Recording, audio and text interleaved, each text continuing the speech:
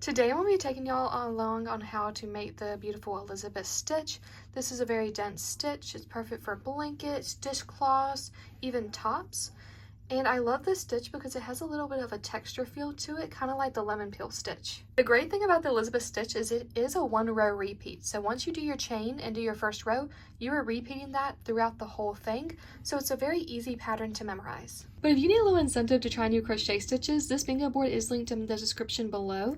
There is a blank copy and then there's a copy already filled out for you, so you can pick some crochet stitches that you've been wanting to try. And as you complete them, you can just cross them off.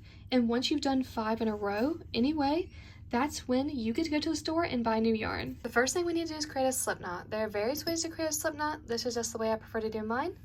So I take my left hand, put my pointer finger, middle finger out. I take my yarn, wrap it away from me, towards me, and over, creating an X. Put my thumb down to hold the X down. And then the yarn that's connected to your yarn ball, just wrap it away from you, towards you, and over, towards that X. And I just move my thumb over to hold my yarn securely. Then you'll see you have 1 string, 2 strings. Just pick up that second string. And then I grab the end of my yarn and pull up. And now I have created a slip knot. Then I'm going to take my hook, put it inside and tighten. And now we just need to chain multiples of 4. So for this one, I am going to do 28, but you can do any number for the width of the project that you want.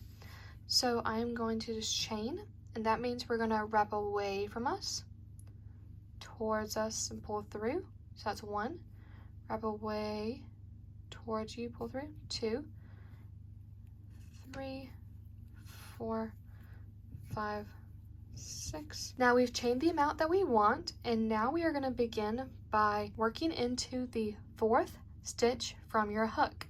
So there is 1 stitch that is connected to the yarn on your hook. That's 1, 2, 3. So we skip 3, and then that 4th stitch, that's when you're going to insert your hook. And now you're going to yarn over and pull through, and then you're going to yarn over, insert your hook back into that same stitch, pull up a loop.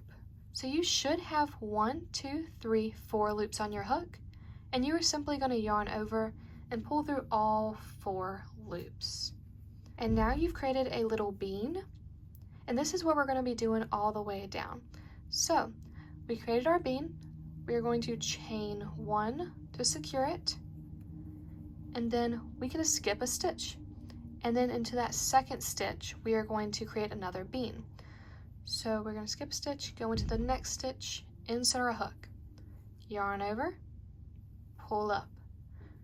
And then once you're here, you're going to yarn over, insert your hook back into that same stitch, pull up a loop, 1, 2, 3, 4 loops on your hook, yarn over and pull through all 4 loops. I might have done this too tightly. There it goes. And then you can just chain 1. And now we are going to repeat this all the way down until we reach the last stitch.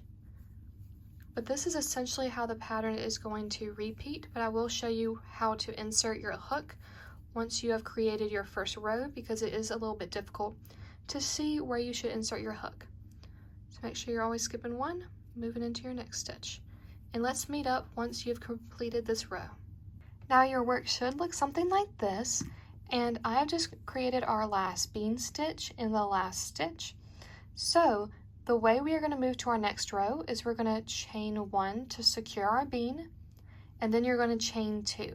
So 1, 2, and then just simply turn your work clockwise. And now we can start looking at where we need to insert our hook. So we can see where our bean is, and where that chain 1 is where you need to insert your hook. So right here, for example, you can see there's a bean, and then there's that chain 1 space.